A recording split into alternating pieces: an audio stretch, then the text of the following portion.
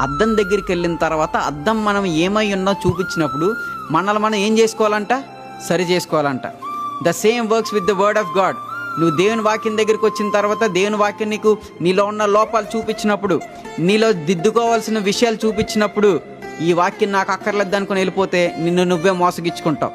మంచి మనసుతో వాక్యాన్ని ఏం చేయాలంట, అంగీకరించాలంట. ఇంకో మాట ఏంటో తెలుసా, చాలామంది కొంతమంది విశ్వాసులు ఇచ్చే కంప్లైంట్ ఏంటంటే, మాకు వాక్యం అర్థం అవ్వట్లేదండి, మా పాస్టర్ గారు చెప్పే వాక్యం మాకేం అర్థం అవ్వట్లేదండి, ఏదేదో మాట్లాడుతున్నట్టు అనిపిస్తుందని అంటున్నారు చాలామంది.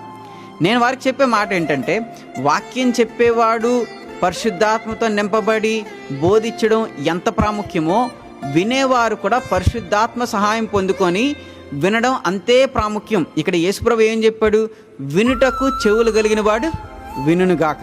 దేవునికి స్తోత్రం కలుగును గాక. వినగలిగే చెవులు, గ్రహించగలిగే గ్రహింపాత్మను దయచేసే వారు ఎవరు? పరిశుద్ధాత్మ దేవుడు.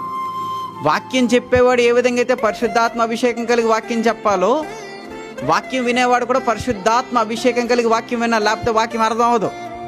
నీకు ఏం చెప్పినా వాక్యం అర్థం అవ్వదు. నీకు ఎంత పెద్ద ప్రసంగి ఇక్కడ వచ్చి చెప్పినా కానీ వాక్యం అర్థం అవ్వదు. వాక్యాన్ని మంచి మనస్సుతోటి మనం ఆలకించాలి. దేవునికి స్తోత్రం కలుగును గాక.